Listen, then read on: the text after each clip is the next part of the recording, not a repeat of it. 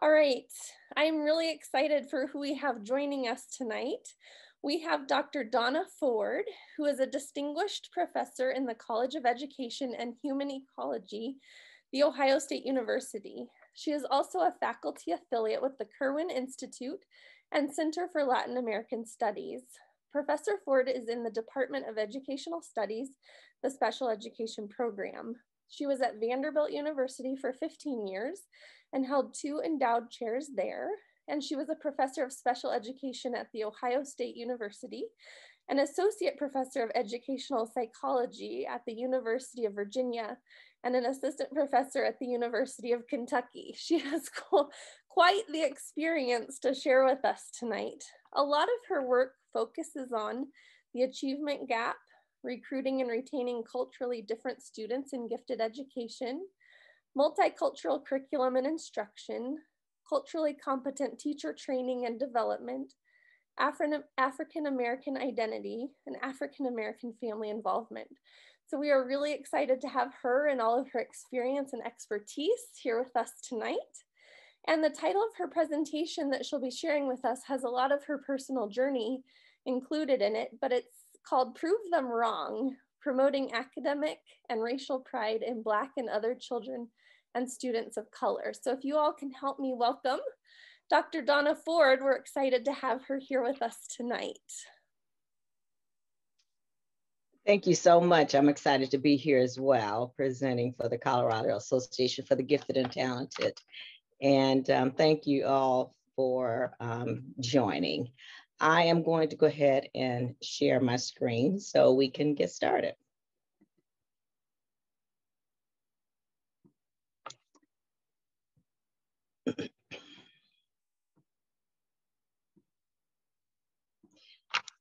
All right.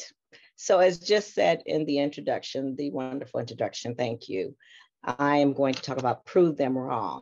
And the main emphasis is going to be on promoting academic and racial pride in Black and other children of color, students of color. You may also hear me use the term minoritized, which I prefer. I want you to know that a lot more can be read about what I do at drdonnayford.com, and feel free to email me at ford.255 at osu.edu. And I hope you can see my screen. So the overview is, I want to share my personal journey just a little bit as a Black girl growing up, that should say, gifted and low income, the roadblocks and barriers that I faced, not just by peers, but by educators, along with recommendations. I really want to hone in on the academic and social and emotional recommendations in order to help educators. And when by educators, I'm using this in the largest sense, the most embracive sense. I'm not just talking about classroom teachers. I'm talking about counselors, psychologists, administrators, and more. And I want to be unapologetically bold and upfront by saying there is no place for racial and economic discrimination in education, gifted programs, advanced placement, first of all, in the world. But let's just stick to the educational arena. I want to share that in this short time, I cannot really do justice the way I want to this topic. So you can sign up for the OSU College of Education and Human Ecology, our 2021 virtual summer institutes. And I just wanted to put a few up there. So one is starting June 2nd, recruiting and retaining, all right, students of color in gifted education, anti-racist, equity guided, culturally responsive principles and strategies, one day. Another one is sharing my Bloom Banks matrix, which I'll mention in here, designing lesson plans and activities that are culturally responsive. This is what we're really focusing on right now, and that is students of color and social and emotional learning, giving an overview, very quick overview. This is also an overview, and it's for you in terms of how to become anti-racist with a lot of attention to self-reflection and honesty. Finally, at least for the ones I want to share, becoming a culturally competent educator. And we will, in this particular institute, go over models, theories, and resources. Now, this is a picture of me when I was 17 years young. I am from Cleveland and East Cleveland, Ohio. This was me in 1979 when I was about to graduate.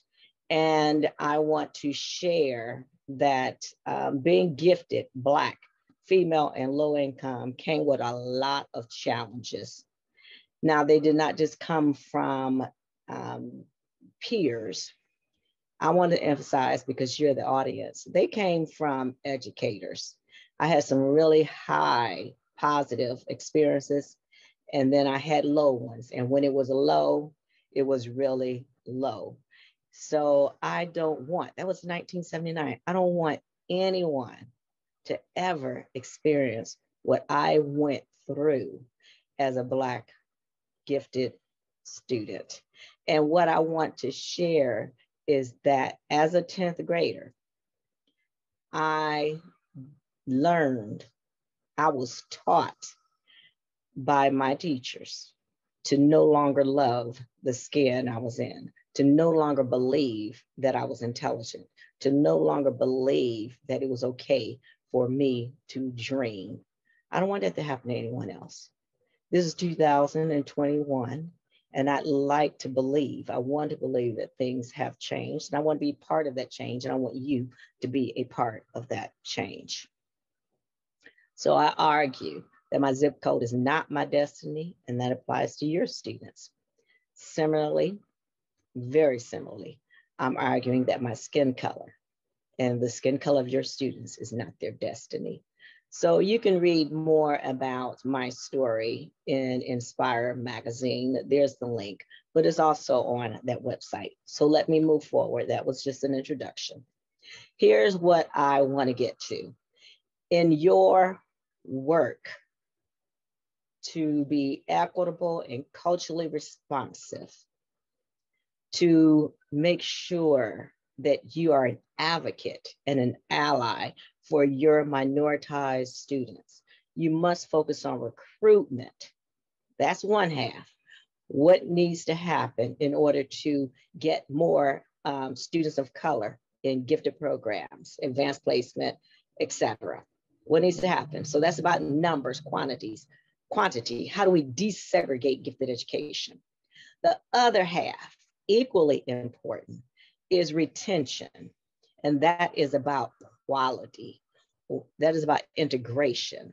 Once our minoritized students are in your class, under your care, what are you doing to make them feel pride as students, but also pride as children, as people, as individuals of color?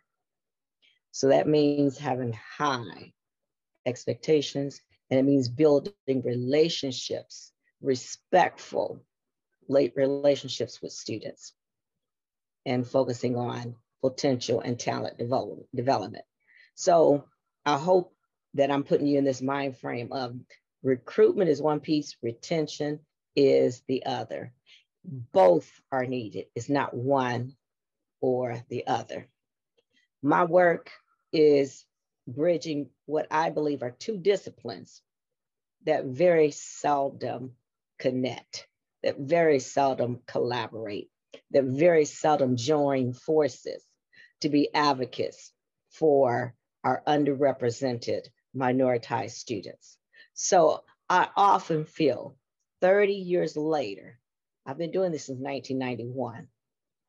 Don't try to guess my age, but anyway, 1991. And I don't believe that our field has moved enough. We've budged some, but we've not moved enough.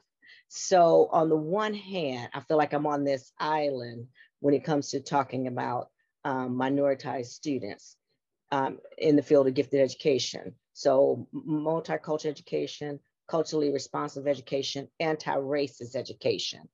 What, I'm like, what do we know about Donna, who is Black? My academic needs, my cognitive needs, my psychological, my social, my cultural. I am Black. What do you know about my needs and development? I'm also gifted. So when we cannot have colorblind work, we cannot have colorblind theories, models, paradigms, measures, professionals.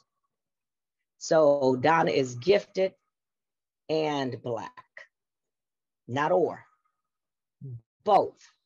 And that, that needs to be taken into consideration. So ideally, and it is definitely possible to achieve, what you need to have is multicultural, culturally responsive, anti-racist, gifted and talented education, etc. So that takes in our needs and development through those particular lenses or areas, I should say. Not one, not the other, but both. So I want you to think about this like existential question. Who am I? Who am I? Not just as a student, but who am I in terms of culture, race, ethnicity? So keeping that Venn diagram in mind, one would be for this talk here, looking at our social and emotional needs and development, our psychological needs and development, and not or, our racial identity. We cannot have culturally assaultive, no less culture blind paradigms, mindsets. We've got to really hone in on looking at gifted education through a cultural lens, looking at our students and seeing gifts and talents and potential. So in this diagram, which is very common, it talks about, it's a visual of equity, or three things, I'm sorry. Equality, doing the same thing, even though students have different needs. Equity, doing something different because students have different needs. And I love it, equity. Even more so, I love liberation, which is break down the barriers, dismantle the barriers. And that includes how you view me and other students of color, me and other people of color. Many of these, yes, we can talk about many of these barriers, we can talk about structural, but many of them are individuals. Institutions are made up of individuals. So we've got to work on ourselves in terms of being culturally competent. And by the way, I'm talking to everyone who's listening, whether you're Black, Hispanic, white, multiracial, you name it. My message is for everyone. But I do put more emphasis on whites because you are the majority in education. This is another diagram that I like, and it is a very visual, very telling graphic that distinguishes between equality on top and then equity at the bottom. To be responsive is to address not just a want, but more importantly, a need. Now I'm going to go a little faster. So I am only going to present in depth one theory of racial identity. Other racial identity theories and models can be found in these two resources here. The top one is more practical. The bottom one is more research based. I am going to be using I want you to be thinking about Malcolm X. And by the way, this will be a great book for your students to read. but Malcolm X in terms of different names that he had.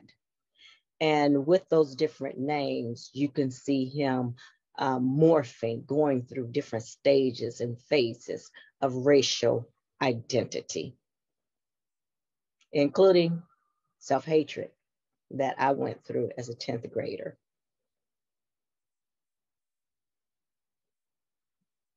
So Negressen's theory means the psychology of becoming Black. So this is Black racial identity. Now, I want to add that you can, as you're listening to me, and again, I'm going to speed up, you can, as you're listening to me, replace Black for the most part, with other minoritized individuals. But there are different, some nuances that need to be taken in consideration. For example, language, or if the child is multiracial, they may be forced to choose one racial identity over another and more. But for the most part, there's some important overlap. Now, I really wanted to hone in on this theory, because I want to really have you understand that when I was growing up, you couldn't tell me anything. I believed that I was Black and brilliant, had a lot of racial pride. And then I ended up going on scholarship, academic scholarship. I was an ABC, a better chance student. Ended up going to a private school, girls' school, in a Cleveland suburb. Now, I want to preface this because, like I said, really loved who I was. But my encounters, mainly from teachers, but also from the white females, had me hating myself and had me believing that I was no longer smart. So I'm trying to not do a trigger alert, but let me just go ahead and say trigger alert. I became suicidal. That's really hard for me to say publicly, all right? But I share it. And I wasn't like that before the 10th grade. So I see myself in this theory. And so I want you to not be those teachers that I had as a 10th grader. Negressen's theory, the newest version, is by Cross and Vandiver. And in this model, it talks about 3 stages of racial identity. Now, when we're talking about children, not adults, it's called phases. So I may say stages, I may say phases. For the most part, they mean the same thing. But 3 stages or phases of racial identity, and then there are subtypes under each. So the first stage or phase of Black racial identity is what's called pre-encounter. You could be in the pre-encounter stage or phase clearly when you're very young. You're not thinking about race. You've not been racialized psychologically. And then you could be 60. So when we go through these stages or phases of racial identity, really does vary by our context, by our experiences. But again, mine was 16. So pre-encounter, and there are 3 identity subtypes: assimilation. So for the most part, that is saying, well, you know what, I have slides coming up. So let me go through those individually. So one is assimilation. The second is miseducation / stereotypes. And then the third is self-hatred. You have encounters or an encounter, and you can experience it directly or indirectly, vicariously or not. It could be one, it could be a series. But I'm here to say, in May of 2021, if nothing else, your students have had their encounters based on George Floyd's murder. Life-changing, racially and in other ways. All right, that's the largest one. And of course, you know, there are others. So encounters, yes, they can happen in school. I'll get to that. When you have this encounter or these encounters, then you move into the second stage, immersion. And there are two sub-identity types. Excuse me. So one is anti-whiteness, and the other one is intense Black involvement. With interventions, then you move into internalization. So the subtypes are nationalists, biculturalists, or multiculturalists. So let's address these each. So pre-encounter, so assimilation is where the individual's identity is framed around his or her sense of being an American, an individual. There's little salience about being Black. So you might hear the phrase, I'm an American. I mean, I'm not really ready to talk about or wanting to talk about being Black. I'm an American, the melting pot. Miseducation is where this individual who is Black holds other stereotypes about other Blacks and separates him or herself, themselves from other Blacks with this attitude of that's how they are. That's not how I am. So there's shame that comes with that, unfortunately. Now, the most severe in pre-encounter would be self-hatred. So this individual doesn't like being Black at all, and may even go through things like bleaching one's skin or getting plastic surgery to have, in air quotes, white features. Now, what I will say is that in my experiences, and I've studied this theory with gifted Black students and written about it, academic self-concept takes precedence over social self-concept. So in other words, if you were to say to this individual, this teenager, you know, you're acting white, you think you're white, they'd be like, okay, doesn't bother.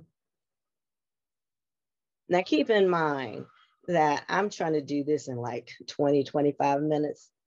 There's certainly more layers, more depth to this. It's an overview. At the same time, I'm not trying to simplify it. This is real talk about making our understanding of social and emotional needs and development have a cultural focus. So these encounters, now encounters are not stages of racial identity. This is what propels you out of pre-encounter. Are, for example, microaggressions, racial microaggressions, which I've written about. Where are you from? No, tell me where you're really from. You speak English so well.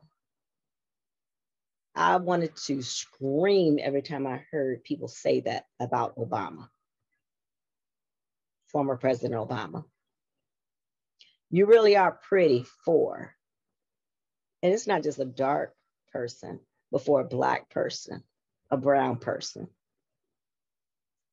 And you don't act like other Black people and more. So what I want you to understand is, as an educator, if you're thinking this, your actions are going to show your beliefs, and you will take students through stages of racial identity. So for the sake of time, I just wanted to put this up here. I can't go through all of them, but these themes for racial microaggressions would be alien in one's own land. Again, where are you from? All right. Microinvalidation, ascription of intelligence. You credit to your race. Ooh, and I hate this word, and I do mean hate. You are so articulate. Believing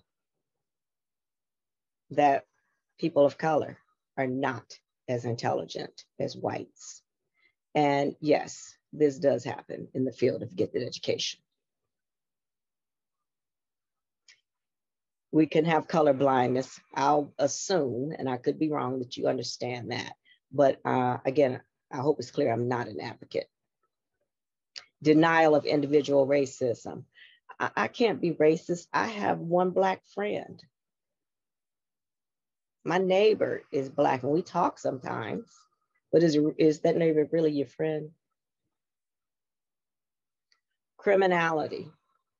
I mean, go back to George Floyd again, or anyway, police profiling or racial profiling in the schools, or discipline injustices in schools. So assuming that if something is stolen or missing, it had to be a Black person. Myth of meritocracy. I did well. Why can't you? My child is in gifted programs. I didn't have any problems. You shouldn't have any problems. And more. I wrote about this a couple of times, and you can find one piece in Gifted Child today. Pathologizing cultural values and communication styles. Why are you people so loud? Why are you people so shy? I mean, just put the why are you people at the beginning, and you know you're pathologizing our culture. Second-class citizen. You can't believe that a Black professor, I'm sorry, that your teacher, let me start off. You can't believe that a Black person can possibly be a teacher, an administrator, a coordinator of gifted education. All right, I'm gonna move forth. Let me just share this one. I don't know the source, but I saw this years ago, and it says racial profiling, it starts early. And it's so unfortunate. And again, it's not just societal. It happens in school. I know to repeat, to be repetitive, because it has happened to me. And so when we have these encounters, all right, I'm saying we have these encounters. I want you to be aware of them, but I also want you to know that there are things that can be done, not just at home, not just in counseling, but also school, to be advocates and allies, to be part of the solution, not part of the problem. So with your support, we can become internalized.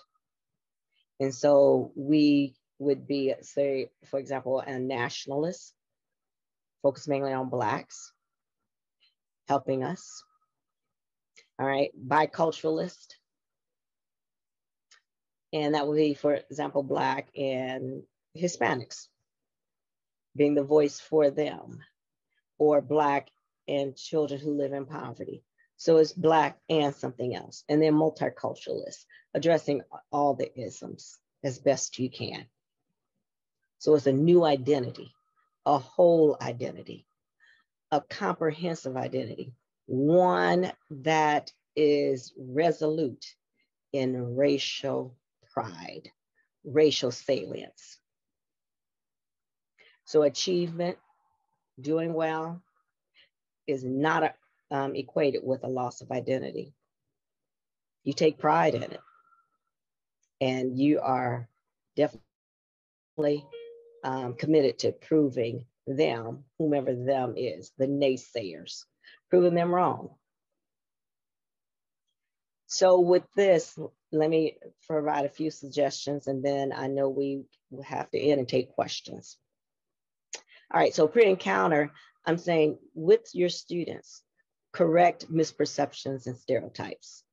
Find mentors and role models, preferably someone close to their age, but definitely we got to talk about racial and ethnic matching, cultural matching, someone from their background to also serve as a mentor and role model. increase racial pride by having positive images of African Americans and Hispanic students in the curriculum, or for example, as guest speakers. Make curricular changes. And I mentioned that I'm holding an institute on my matrix this summer. So anti-bias curriculum, multicultural literature, movies, resources, etc. For immersion, these again are individuals who are either anti-white or strong Black affiliation.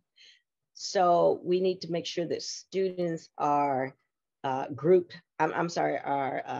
having support to deal with legitimate, now you see me sitting up here, legitimate anger that comes from all this marginalization, this oppression, all right, this pushing us down, this disrupting our racial pride and healthy racial identity. Also, conflict resolution. Those are just two examples. And it also means you will, as an educator, and in particular, this message is for our white educators, you got to work diligently to authentically to build trust and positive regard, making personal connections with students, having one-on-one conversations so you get to know them, they get to know you, empathizing with them. All right, trying to understand how they might feel as best you can. You can't walk in their shoes, our shoes, but I mean, as best you can you at least try? Acknowledge that these social injustices do exist. Don't act like they don't. Don't dilute the reality. Keep it real with students and be their support. Listen, let us vent sometimes. It's cathartic. Don't negate how we feel. So, I feel like I ran through that. And, but I knew there's time for questions and answers. So I want to say, please, if you have time, and I hope I've compelled you to have an interest, sign up for these summer institutes, one or more with me. And we really will dig into and go deeper. And I'm hoping that they will be life-changing for all of you.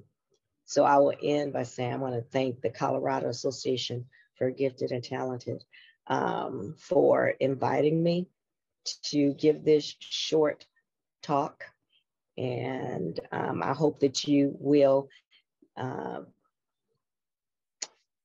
be an advocate, be an ally, and help our students prove naysayers wrong.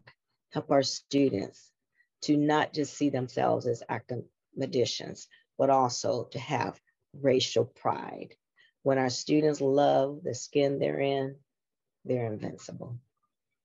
And I love the skin I'm in. I hope you can tell that. So thank you. Dr. Donna Ford, thank you. That was a lot to think through and digest, but so good. So those of you joining us on Facebook, if you have questions, drop them in the comments and we'll get to those and ask those and maybe revisit things that we moved too quickly through, or if you have questions about practical ideas that she has for you or different things. I was going to ask a question while we're waiting for some people to get theirs written down. Those summer courses, how do they run different lengths, or what does that look like if teachers decide to enroll? Is it a whole semester? Is it just the summer? What does that look like for those courses? And someone asked, maybe while you're pulling that back up, someone said, are these courses designed for parents as well or only educators? these are just a few that I'm doing. Can you see the screen now with the courses? Looks great. Okay. All right. So these are for not just educators, they're for families. They're for all types of professionals, but I'm always committed to making sure that if people want to look at what we're doing through a family lens, that they walk away satisfied. So these credit hours give you a hint as to, we'll give you a hint as to the length. So for example, where it says 6 hours, we're going to have a full day. All right. Of course, there will be breaks. And then when it says 4 hours, we're going from 9 to like 1 o'clock Eastern Standard Time. So all courses start at 9. So 9 to 3, 9 to 1, again, Eastern Standard Time. Okay. All right. It looks like they have so you could take more than one if you're interested. You could take more than one. Those are the dates and those are the prices. Mm-hmm. Okay. Someone said, how do we find the link to register? Maybe there's a link we could drop in our chat. Oh, somebody just dropped your website. Is that where they can find info for these courses? So while we're talking, I'm going to stop screen share. And while we're talking, I'm going to put the link into the chat box, okay? That sounds great. We had a comment, I love that when children love the skin they are in, they are invincible. That was a great concluding statement. We did have a question from Julia. She said, thank you so much, Dr. Ford. Your work is critical and necessary to the field of gifted and talented education. Her question is, what would be your vision for a statewide mentorship model be? Well, I don't know if I can answer it from a statewide perspective as much as answer it about what needs to be in there. So, and by the way, if I sound like I'm distracted, it's only because I'm getting this link and I just found it. Okay, so Gilman Whiting, who I know has spoken here before, has his Scholar Identity Institute model. And this is where we would provide training to teachers, training to families, and it would be on his 9 characteristics of a scholar, especially one who is Black and or Hispanic. So he has his model. We bring the students on a university campus, and for 2 weeks, we work on these 9 constructs in his model. And then we visit the students and give them booster shots. And we go to the schools to train teachers, to train educators, to make sure that in their school building, in their school district, they are promoting a scholar identity in minoritized students, but especially their gifted students. Now, his model mainly focuses on males. I've got the Ford Female Achievement Model of Excellence, and that one focuses on our females because our issues are the same, or our needs and developments are the same, but they're also a little different. So, I mean, that's one response to your question, and I'm happy to talk more if you want to contact me. Sure. Would they be able to find this information on Gil Whiting's, I think you said there were 9 principles, or I'm not sure what word to use there. Is there his website or your website? Well, right now I can just point you to my website. Okay, perfect. And then, www.drdonnaford.com, and then look under projects, and you will see Scholar Identity Model, or SIM, and then you will see my model, FAME. For Whiting, there are 2 articles I also put on the website, for those of you at the elementary level, and then middle and high school. And I believe she's also spoken here, but Christina Collins she has been doing some work on my fame model, especially through the lens of STEM.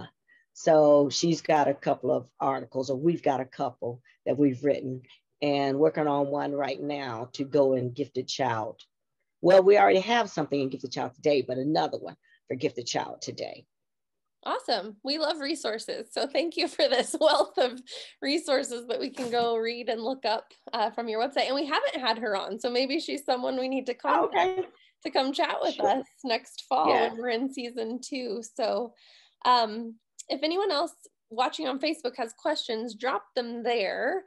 I was going to ask you a question, that question of who am I? That's such a big question that I think even as adults, sometimes we struggle to answer at any given time. Is that a question that would be good to use with gifted students to really work through that with them? Because I know being gifted in and of itself, you have deeper, more advanced adult thoughts at younger ages anyway. So I was thinking, what thoughts on that, working through who am I with students? So yes, I think that the need is even more urgent and compelling to do that for the reasons you said. Even, you know, when we talk, when emotional excitability is brought up, for example, through that theoretical lens, and all the work on social emotional development by Anne-Marie Roper and others. So, and even some of the theories that say that gifted students have a heightened sense of sensitivity, okay? A heightened sense of sensitivity. So if we take, you know, all of that into consideration, then it is definitely important and a legitimate need to help our students answer that question. I also think about multi-potentiality with that question. And, you know, like we can do many times. So not to stereotype, but to generalize. We can do as gifted individuals many things well. And it's like, even for like your college major, what do you want to major in? What career do you want? I mean, I changed my career so many times. They knew me like, oh no, here comes Donna again. But it's like, I took this class, I want to major in that. I take that class, I want to major in that. I saw that movie, I want to major in that. It's like, I don't know what I wanted to do. And finally, I went to the advisor because I'm like, I got to get out of here. I got to graduate. I need a job. And the advisor said, well, something like, well, just take one more class in communications and maybe 2 more in Spanish. And you got a double major. I'm like, okay. So look at my CV. That's what my major is. I mean, majors are. All right. So, but then, you know, through the cultural lens, the racial and ethnic lens, helping our students, as I said here, understand who they are as a racial being, as a cultural being, is so empowering. And from a practical perspective, this is why I have a high regard for multicultural literature and multicultural curriculum. I want to borrow from Rudine Sims Bishop, Professor Emeritus here at Ohio State University, who coined the term mirror and window books. So we want to, so it goes like this. Students of color are too often looking out of windows, seeing what others have done. We seldom have mirrors to see ourselves reflected in the literature, in the curriculum. So when we have rigorous, authentic, multicultural literature, and that goes with videos and other posters, etc., it's affirming, and it helps us move or stay in internalization. Move to internalization or stay in internalization. Get out of that anti-whiteness. Get out of that intense Black involvement. So you mentioned in the introduction how much I've written. Writing is cathartic for me. Reading is cathartic for me. It's, you know, it's my escape, and it's was always my way to cope. But when I was going through racial hatred, I had to find music that told me, you're beautiful, you're smart. Had to find books. My favorite book for those listening was, and is, this will be my autobiography, Mazing at Blue Hill. That's my story, so I don't have to write one. Mazing at Blue Hill. And then another one of the most popular books out there by fifth graders is called The Skin I'm In. Your students we're begging for the curriculum to be responsive. So two great resources Videos right too, there that we can too. use with students. I was an English major in college, and there was this canon. I like who created that and who decided who was in it, and the canon was all dead white men, and that's what was valued, and we have to shift away from that of what's valuable. Renee had a question. One more thing I wanted to say is, I mean, in 76, I guess it would be 76, 77, as that 10th grader, we had to read A Scarlet Letter, the Canterbury Tales. I mean, I just got to curse, damn. We still reading that, 2021. I mean, what does that do to affirm who I am as a person of color? I mean, get some color, get some culture in your curriculum. I agree. Who enjoys those stories anyway? Why are they still around? Right. Renee had a question about helping with diversity.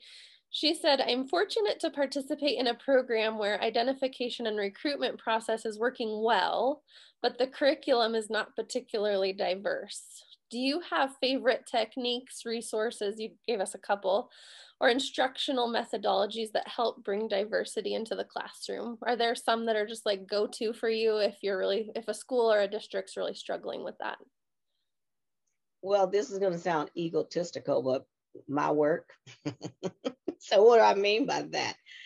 One of those summer institutes is on my matrix, the Bloom Banks matrix. So I teach you how to infuse Bloom's taxonomy, all right, those upper levels of critical thinking and problem solving, with James Banks's 4 levels of how to infuse multicultural content into the curriculum. You've been done, and I'm talking to everyone, a disservice. Sorry, you've been done a disservice. You've been done a disservice if you've graduated from college, well, first of all, from school, but also from college, without having multicultural content. And as a teacher, without knowing how to infuse multicultural content into the curriculum. And again, James Banks's 4 levels. There's lots of information on my personal website about how to do that. And then, how do we get to his 2 highest levels of transformation and social action or social justice? But then I've merged those into a 24 cell matrix with 4 quadrants. So I say, how do you bloom it? The 3 highest levels of Bloom's taxonomy, and how do you bank it? The 2 highest levels of James Banks' work. So it's a win-win when you get to those 4, the 4th quadrant, high on Bloom, high on Banks. There's no other model out there like it. So I use it to write lesson plans, curriculum, use it to evaluate and critique as well. As not something to do. All right, so that is what we will be focusing on. And then in terms of instruction, that's a whole different workshop and class that I do, but I teach how to use, for example, culturegrams and Boykin's characteristics of Black culture to make instruction culturally responsive.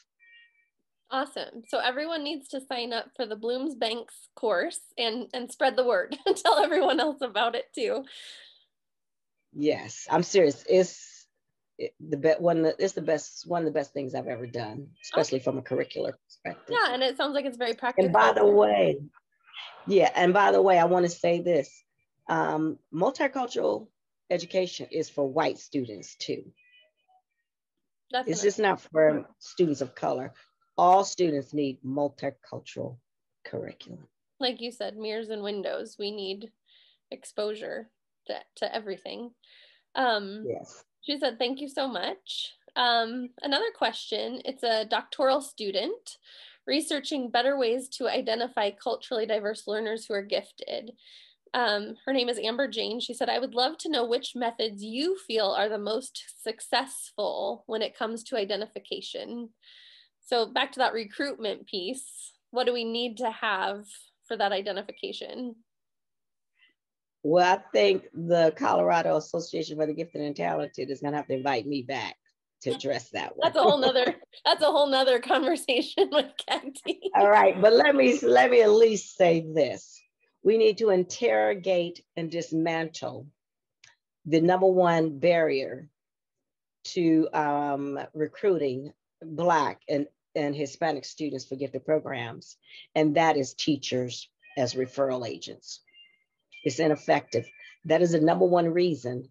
They are the number one reason we're not in gifted programs. We can also, of course, talk about what measures you are using. And I am a staunch advocate of nonverbal measures, in particular the Naglieri nonverbal ability test.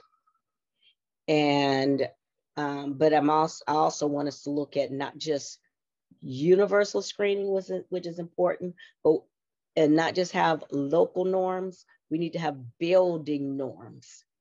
So if there are 35 buildings in your district, we need to be making sure that underrepresented students are identified in every building. That's why I said earlier, zip code is not my destiny. Just because I live on that side of town or in that zip code, all right? We are gifted too, very gifted. And so we need to have that. And then I don't know if you're aware of it, but you need to apply the equity formula that I use in gifted programs. I call it the 20% rule or the 20% allowance. And that helps you go beyond lip service, those cute pictures, those cute sayings in the school, and quantify equity.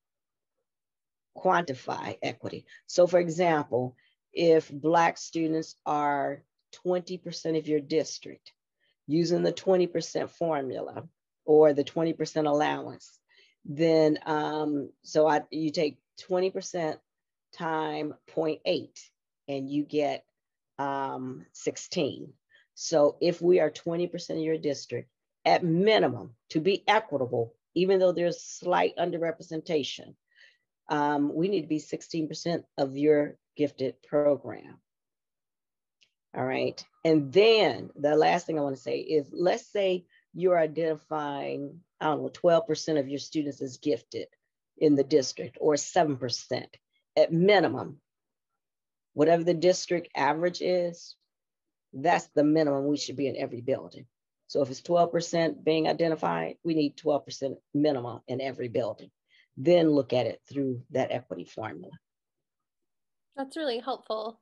I was thinking when you said my zip code is not my destiny, going back to the idea of who am I, who and what gets to define me, because I think we let a lot of things define us that shouldn't have the power to do that.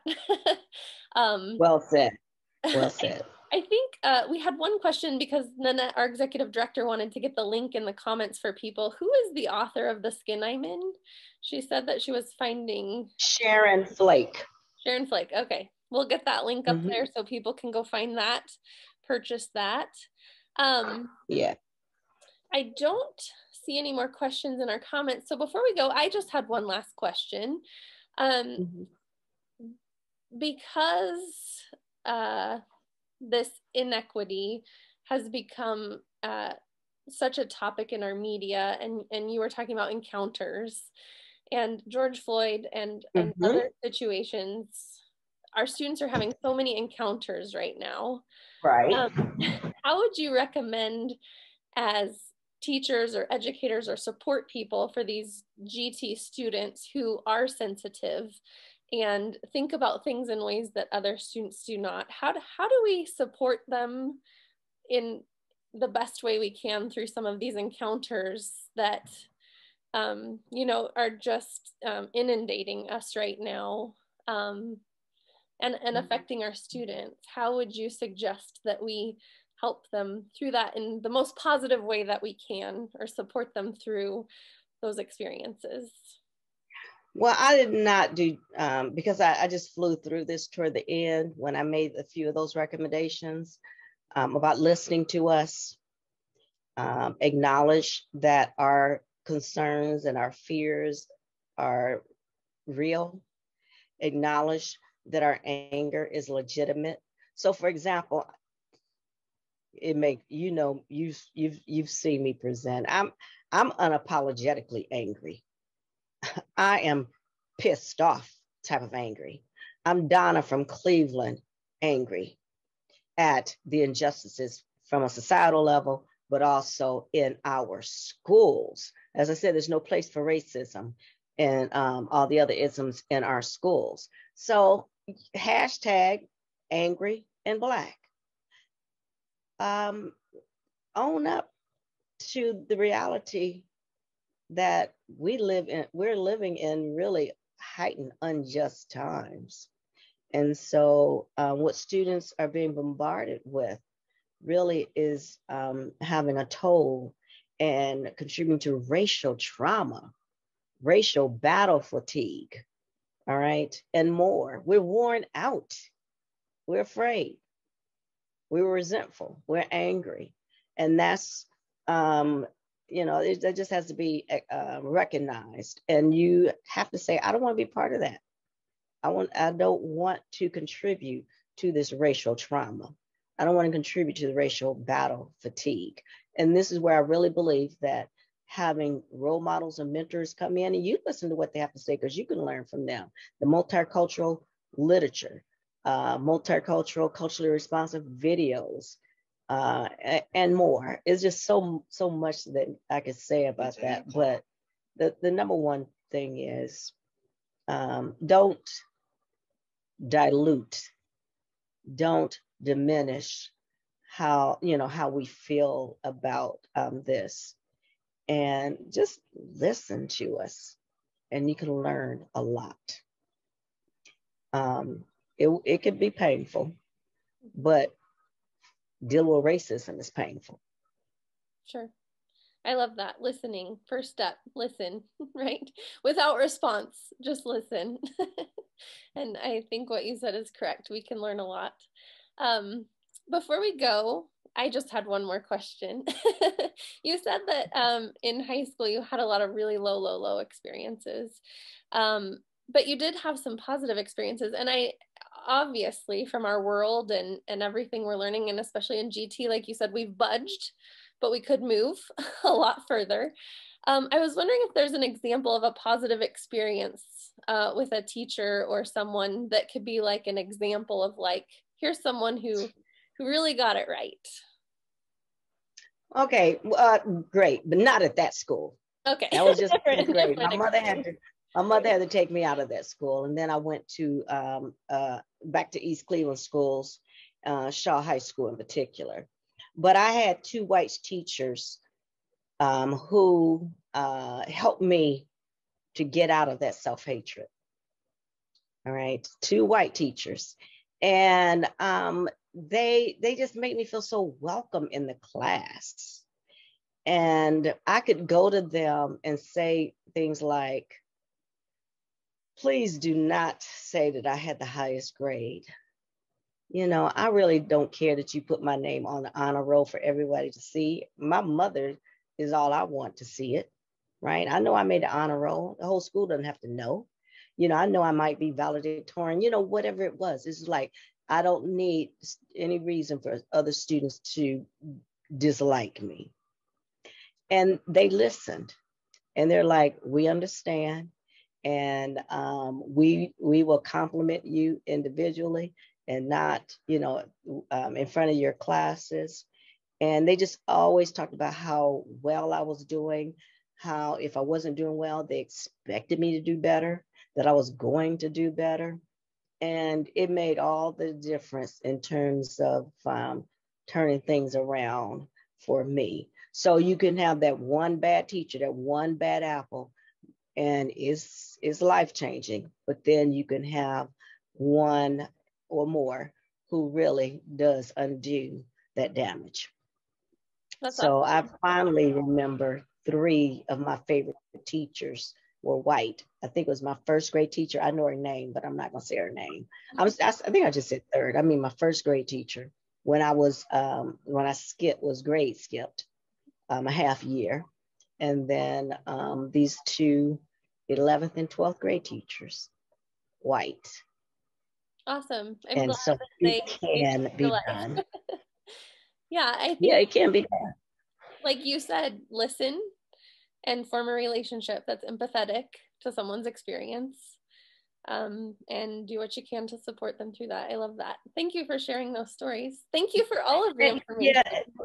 Yeah, thank you. And let's not make it like textbook knowledge. Yes, attend my classes, enroll in my workshops, conferences, etc.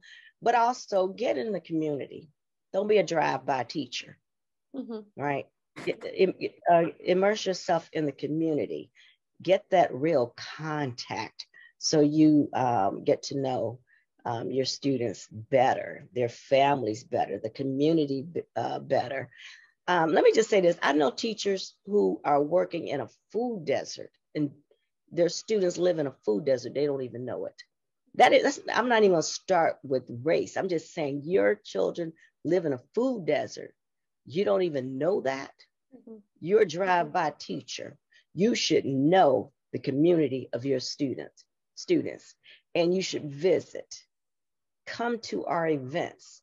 You know how great it would be if you were my teacher and you're like, you know what? Well, I didn't play basketball or football, but let's say, you're like, I saw you playing. That was really, you did a really good job last night playing basketball or football. Or I saw when you did this or whatever. And, I'm gonna tell you one more thing. Here's something that I've always, and it's called expressive individualism in Black culture. And another word is creative. So gifted ed, we say creative. Remember the Venn diagram, expressive individualism. So I am hooked on these headbands. All right. And when I started wearing them a couple of months ago, and people would be like, I like your headband. I'm like, see, that person notices me. So if I were in your classroom, you would say, Donna, you got a headband for every outfit. It's been 30 days and you haven't repeated one. You know how to coordinate. I mean, damn, it matches your lipstick and your scarf. I'm just getting into it now. All right, but you don't have to curse. But damn, it matches your lipstick and your scarf. You something else. I really like it. That's I mean, something as simple as noticing my headband. I mean, can't you tell I put a lot of work into this? Notice it. We can't be there to just deliver curriculum. We got to dig deep. We got to create relationships, and we have to notice and care. I think that's awesome advice. We may have to have you back next fall for season 2 to dig a little deeper, but we know about your website and we know about all the resources, so that's helpful. Signing up for classes this summer. Before we get off of Facebook here, I just wanted to let all of our viewers know next week we have 2 experts from SANG presenting on collaboratively nurturing gifted outliers through strong educator-parent practitioner relationships. So you'll want to join us for that. Thank you so much, Donna. It was such a great evening to hear from you and learn about all of your experience and the work we have in front of us, right? We have a lot of work in front of us. So thank you so much. We'll see you all next time. Okay, I put the link in there in the chat. Yep, we got the link to the classes and we got your website linked up there and the books you even recommended. So we're all set. Okay. Be safe, everyone, and stay in touch. All the best.